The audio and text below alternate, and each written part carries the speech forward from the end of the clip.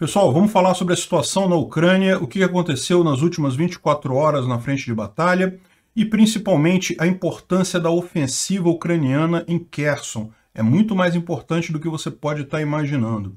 Essas notícias foram sugeridas por ANCAP UK, Adoro Xandão e mais um monte de gente. Obrigado aí ao pessoal que sugeriu a notícia. Obrigado a você que está assistindo o nosso vídeo. Se você gosta do nosso conteúdo, por favor, deixe o seu like e se inscreva aqui no canal, né? Pois bem, o vídeo hoje está um pouquinho atrasado, é porque eu tive um problema no meu microfone, eu cheguei a gravar o vídeo, esse vídeo inteiro e mais outros 6 vídeos, e só depois eu descobri que o microfone não estava gravando nada, então eu tô tendo que regravar tudo outra vez. Eu peço desculpas a vocês aí pelo atraso, né? Faz parte. Enfim, vamos ao que interessa. Aqui na Ucrânia a gente vai começar vendo como é que está a frente de batalha, e não tem grandes alterações em relação ao que a gente falou ontem. Aqui em Kharkiv, como a gente avisou ontem, os russos fizeram alguns avanços, conseguiram avançar alguma coisa, não estão ameaçando a cidade de Kharkiv ainda, as tropas ucranianas aqui estão contendo eles, mas o fato é que aqui alguns ganhos que os ucranianos haviam conseguido, como por exemplo Ternova, já foram retomados pelos russos, infelizmente. Aqui na região de Donbás, onde está a batalha de Severodonetsk, a situação também continua mais ou menos a mesma que a gente falou ontem. Não dá para confiar nessas linhas aqui. O que a gente sabe é que tem muita batalha acontecendo nessa região e as tropas russas têm conseguido avançar paulatinamente aqui na cidade, tomando devagarzinho as coisas, mas cada vez mais, né?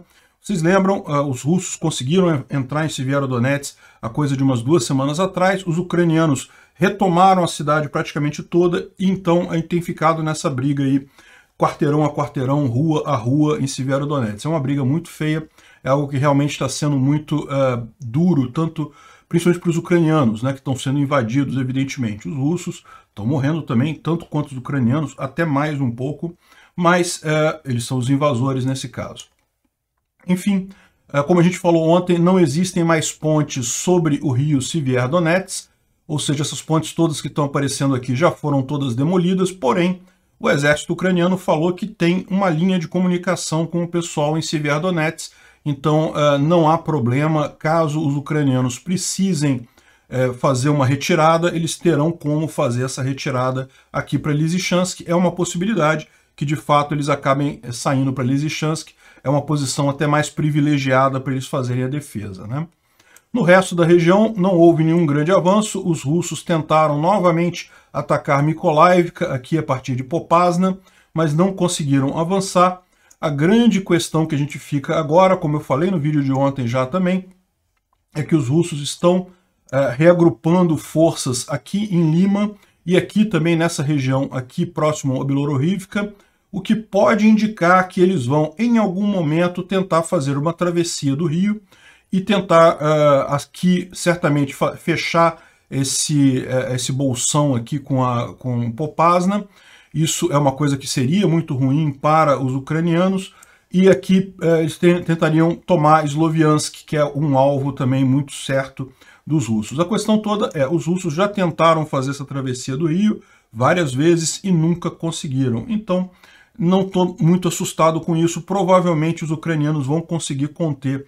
Os russos estão lá se preparando, já estão algumas semanas, alguns dias se preparando. É possível que leve ainda algumas semanas até eles se julgarem prontos para tentar essa manobra. Manobra de travessia de rio não é uma manobra fácil. Os ucranianos devem estar de olho nisso, então eu não sei como é que vai seguir isso daqui, mas eu acho que tem tudo para ser algo positivo para os ucranianos, né? De qualquer forma, fica muito patente que mesmo usando toda a sua força aqui na região do Donbás, os russos não estão conseguindo avançar. Eles estão parados nessa posição há um tempo significativo, né? Aqui em Zaporizhia, eles tentaram tomar um vilarejo aqui, mas não conseguiram também. Agora, eu queria focar hoje na região aqui de Kherson, que é onde a gente tem algumas informações bastante interessantes. Eu já falei ontem alguma coisa, mas a gente tem mais informações agora e também a gente tem uma visão da importância dessa batalha por Kherson, né?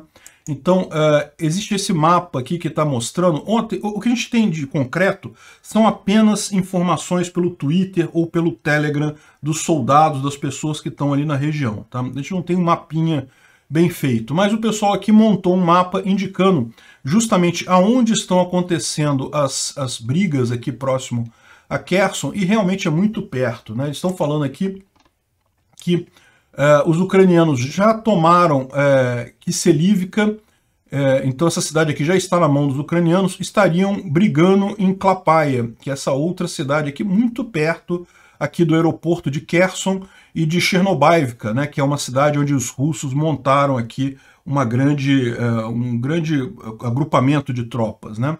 E também elas estão disputando aqui em Stanislav, Sihora Balka e Soflivka, e também em Tomina Balka. Então todas essas cidadezinhas aqui dessa região estão com brigas entre ucranianos e russos. Os ucranianos já estariam brigando aqui em Tomina Balka, né? Aqui nessa região também, em Miholibuvka, que é uma outra cidadezinha aqui também, eles estão disputando, então a frente está bem mais avançada do que está mostrada nesse mapa aqui, né? E além disso, a gente tem visto alguns, aqui está a informação, uma das informações que a gente tem, não é a única, falando sobre as cidades em que eles estão brigando aqui próximo, né? E estão andando em direção a Chernobyivka, que, como eu falei para vocês, é muito importante, porque é uma base das tropas russas nessa região, né?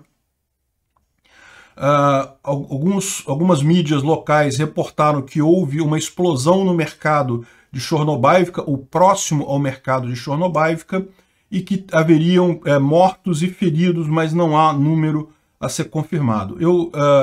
É uma questão aqui que não fica muito claro, porque o que acontece, né? Chernobyivka, como eu falei, é uma cidade que tem muitas tropas russas, mas não dá certeza do que aconteceu aqui, se foram as tropas russas que morreram e têm feridos, ou se foi uma bomba ucraniana que acabou matando civis ucranianos. Infelizmente, isso é uma realidade que os ucranianos vão ter que conviver daqui para frente. Se eles planejam retomar o território que foi tomado pelos russos, inevitavelmente algum efeito colateral desse tipo vai acontecer. Eu não estou dizendo que seja isso, não está claro neste caso se foi civis ucranianos que foram mortos aqui, mas inevitavelmente, se eles vão retomar essas cidades, vai haver briga, e se vai haver briga, inevitavelmente vai haver efeito colateral, vão haver mortes desse tipo. É uma pena, mas não há outra alternativa. Não deixa de ser culpa dos russos, em último caso, por terem invadido o território, né?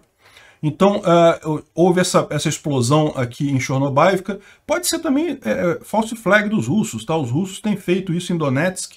A cidade de Donetsk, ela é uma grande cidade que está na mão dos russos já desde 2014 e parece que tem sido muito bombardeada regiões civis de Donetsk. E aí a ideia dos russos é dizer para os habitantes de Donetsk que são os ucranianos que estão bombardeando Donetsk. Só que isso não faz lógica nenhuma, porque os ucranianos não teriam nenhuma vantagem de invadir Donetsk agora, eles não teriam nem condições de fazer isso, né?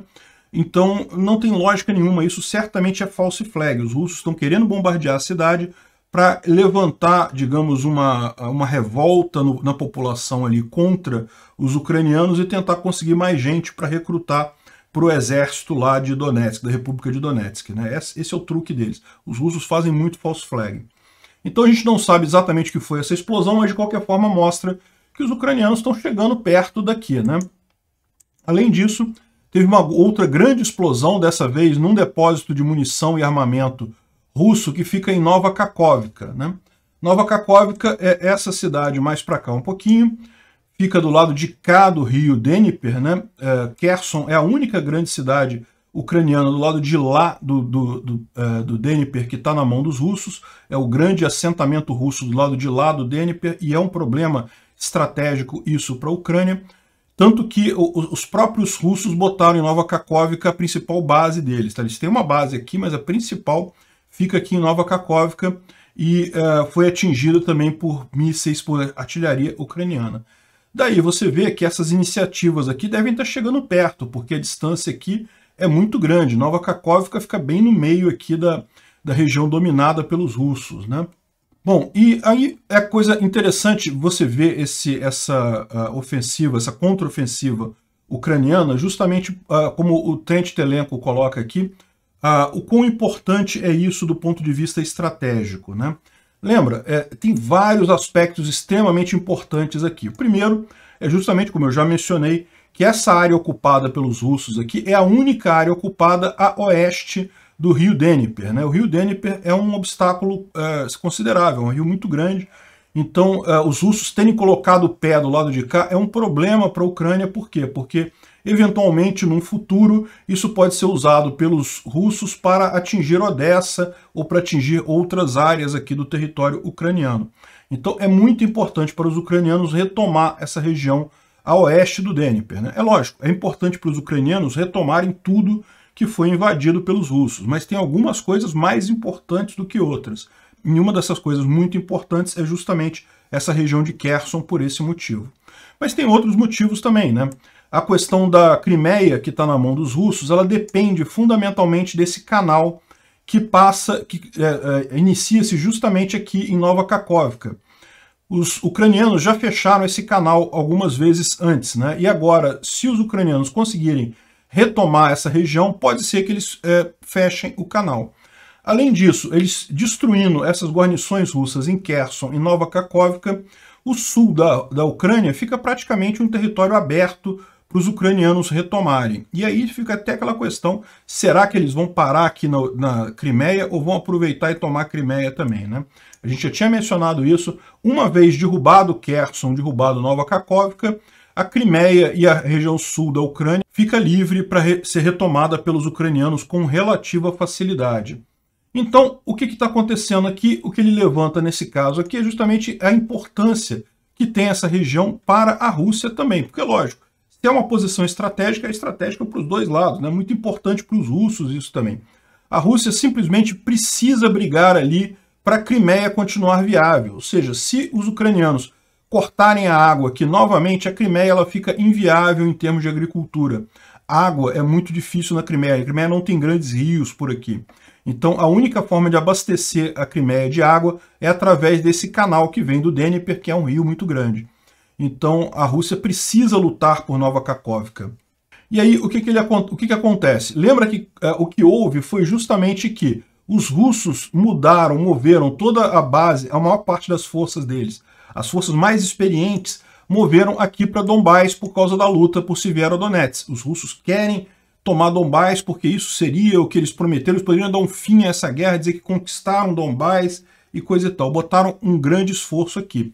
Não é só as tropas que eles desviaram para cá. Eles criaram também linhas de suprimento para abastecer essa região aqui de armamento, de projéteis, de armas, de tudo isso. Essas linhas de suprimento acabaram diminuindo os suprimentos para o lado de cá, porque eles estão direcionando tudo para cá. Então, o fato de eles precisarem, devido a essa ofensiva ucraniana, eles precisarem equilibrar isso daqui, vai gerar um problema para eles. No mínimo, eles vão ter que diminuir a quantidade, a intensidade de luta aqui em Severodonetsk. Ou pior que isso, pode ser que essa reorganização das linhas de suprimento cause até uma diminuição dos dois lados, pelo menos por alguns dias, até eles conseguirem organizar toda a linha de suprimento para os dois lugares equilibrados a partir daí. Então, ou seja, você vai gerar uma situação em que os russos não apenas vão perder força aqui em Severodonetsk, como podem ficar em alguns dias parados, ou seja, sem conseguir um grande poder de fogo, justamente para reorganizar e defender essa região aqui, que é muito sensível para os russos também, né? Então, é isso que é a importância estratégica desse negócio. Os ucranianos estão chegando próximos de Kherson e Nova Kakhovka, e com isso eles já começam a poder usar artilharia, já começam a prejudicar os russos de forma significativa.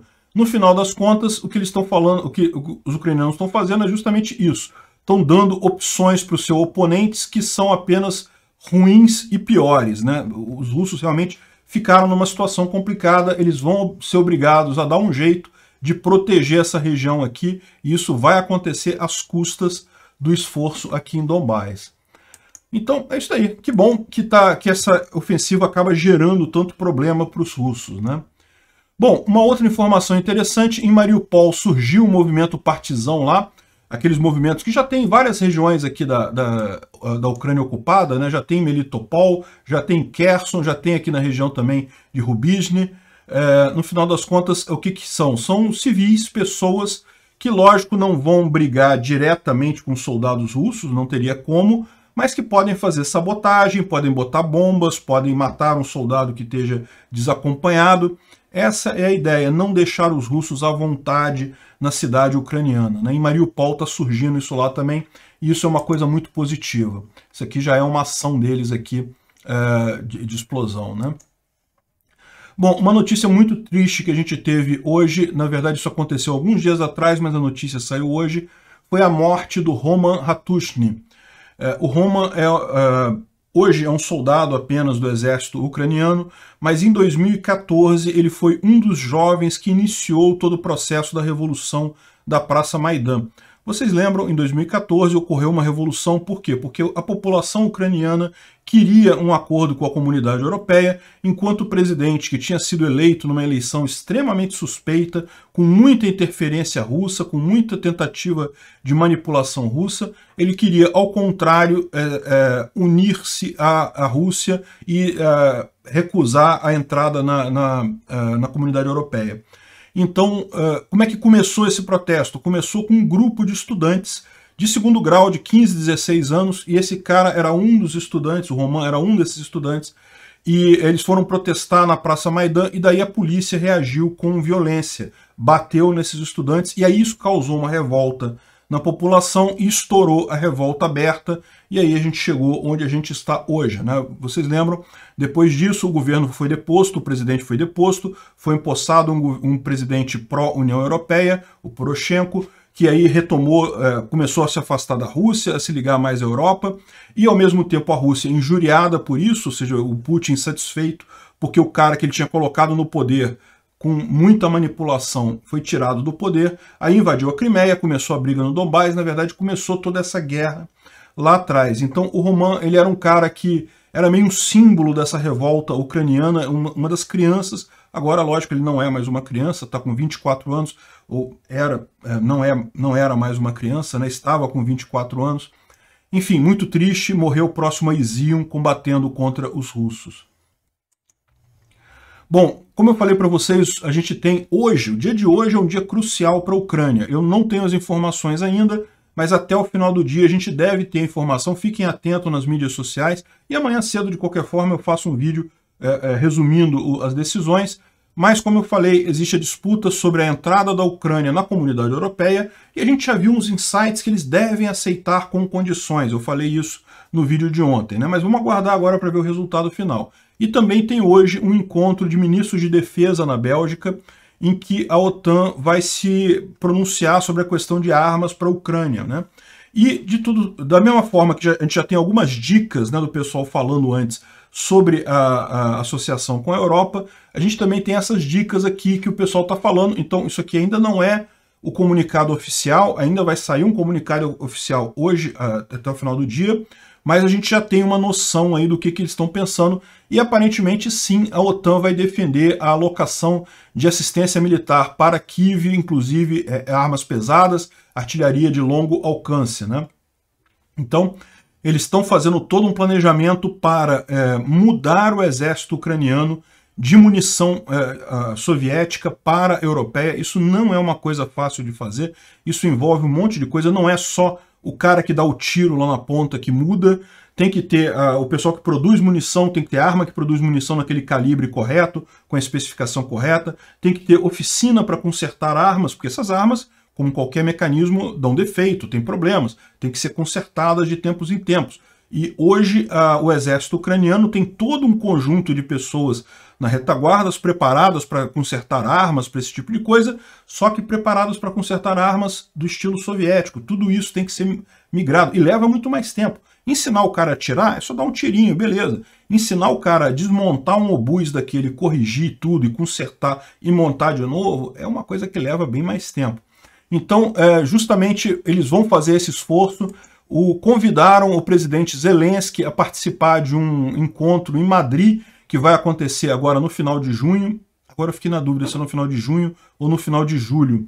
Mas eles convidaram ele para participar. Ele pode ser que ele participe virtualmente, se ele não puder viajar, mas a ideia é justamente fazer um planejamento com ele de como será essa mudança das Forças Armadas ucranianas para o padrão do Ocidente. Olha, isso aí já é um passo enorme para a Ucrânia entrar na OTAN depois dessa guerra, hein? Eu acho que a Rússia vai conseguir... Bom, a gente sabe que a Rússia estava falando era só desculpa, esse negócio da Ucrânia estar para a OTAN, era só desculpa da Rússia, mas no final das contas ela vai causar exatamente isso no final das contas. Então, de novo, a gente não sabe se isso daqui é o definitivo, eles estão só falando por hora, é preliminar. Hoje, até o final do dia, a gente deve ter pelo menos um pronunciamento sobre os dois casos, sobre a entrada da Ucrânia na OTAN e sobre o armamento para a Ucrânia, né? Agora, tem algumas outras notícias aqui que eu acho que são interessantes da gente dar uma olhada. Por exemplo, o Navalny desapareceu. Navalny, vocês sabem, é o principal opositor do Putin lá na Rússia. Ele estava preso desde o início de 2021. Ele fez um vídeo em que ele criticava o Putin e por isso o pessoal prendeu ele. É aquele negócio, coisa de ditadura mesmo, prendeu o opositor porque criticou o governo. Um absurdo completo, mas o que aconteceu agora foi mais absurdo ainda. Ele estava preso numa penitenciária, os advogados tinham acesso a ele, a mulher dele tinha acesso a ele. De repente ele sumiu da penitenciária. Ninguém sabe onde está o Navalny. Isso é uma coisa arriscadíssima. Ele pode ter sido morto pelos agentes do Putin. Ninguém sabe onde está o cara. Coisa de ditadura mesmo. E olha, isso pode ter um motivo. A gente vai falar sobre isso. Bom, mas antes, vamos ver aqui sobre a questão dos milionários russos que estão fugindo. Mais de 1.500 milionários saíram da Rússia até o final ou vão sair da Rússia até o final de 2022. Por que isso? Porque as condições na Rússia estão ficando cada vez piores, né? O ambiente econômico lá está cada vez pior, está tudo centralizando no Putin. A economia russa está regredindo para os anos 70. Isso é uma coisa extremamente preocupante para todo mundo que mora na Rússia. Infelizmente, vão acabar pagando pelo erro do Putin. O pessoal que tem dinheiro, que consegue sair, meu amigo, vai sair. É o que está acontecendo. E isso acaba piorando a situação, né? Porque um grande empresário, uma pessoa rica, quando sai de um país, isso é ruim para o país. O país deixa de ter investimento. Essa pessoa ela contrata gente, ela tem pessoas, empresas, iniciativas, negócios, ela saindo de lá, tudo isso fica mais difícil. Enfim, é uma tristeza. A maior parte está indo para os Emirados Árabes Unidos, porque existe uma facilidade de migrar para lá. Alguns estão indo para Malta, Ilhas Maurícios e Mônaco. Mas, enfim, o problema realmente é... ninguém mais quer ficar em Moscou. E, bom, também a notícia que a gente tem é uma notícia agora que é complicada, tá? O que está acontecendo? O Nord Stream 1, que é o principal gasoduto que leva gás da Rússia para a Europa e que é a principal fonte de renda da Rússia também, ele está com uma turbina que teve um problema. Eles têm uma turbina reserva, porém ela está no Canadá em manutenção. E daí eles precisariam trazer essa turbina do Canadá para poder operar o Nord Stream com 100% de capacidade. Então, só que o Canadá não permite levar essa turbina por causa das sanções. Então, o que está acontecendo agora é isso. A Rússia vai diminuir o fluxo de gás para a Europa por conta das sanções. Isso é um ponto crítico. Já tem muita gente na Europa falando, não, peraí, vamos dar a turbina para o cara, para a gente não ficar sem gás aqui. Isso é um ponto que vai ser muito crítico, porque o certo seria realmente reduzir, aproveita e reduz o consumo de gás da Europa, reativa as usinas termoelétricas, reativa o pessoal a carvão aí, reativa a energia nuclear, está mais do que na hora de fazer isso. Se a Europa baixar a cabeça para o Putin nessa sanção agora, com esses 40% de redução, eu temo pelas sanções no longo prazo. Talvez a Europa não consiga mesmo manter essas sanções contra o Putin. Mas enfim, essa é a situação. O Putin está entregando 40% menos de gás, não porque ele quer. Aliás, para a Rússia isso é igualmente ruim. A Rússia depende do dinheiro que vem lá da Europa, mas por questão de não ter peça para o gasoduto, né? E, bom, tem um último aspecto aqui que eu vou comentar só por a guisa de curiosidade, né? Que os rumores sobre a saúde do Putin tornam a surgir, porque ele foi visto tremendo aqui, ele está tremendo na... Deixa eu botar aqui no lugar aqui. Dá para ver a perna dele tremendo aqui enquanto ele está discursando. Ele mal consegue ficar em pé, tá vendo? Ele fica mexendo a perna o tempo todo para se equilibrar, não consegue ficar em pé direito. E dizem, aí, de novo, né, certamente isso daí é rumor, mas o que está dito aqui é que ele, depois dessa apresentação que ele fez, desse discurso que ele fez, ele foi internado e acabou em coma. Que ele estaria em coma nesse momento e sobre cuidado intensivo, com sinais de inibição de reflexos no cérebro, ou seja, é alguma coisa próxima de morte cerebral isso daqui, né? Enfim. Aconteceu isso mesmo? Eu acho pouco provável. A gente já ouviu tantas vezes o Putin morrer nessa guerra, acho pouco provável isso ser verdade. Agora, é preciso levar em consideração que justamente a situação do Navalny ter sumido pode ter relação, né? Veja, o Navalny se tornaria muito mais perigoso para o Putin com o Putin numa situação de saúde debilitada. Será? Obrigado por assistir o vídeo até o final.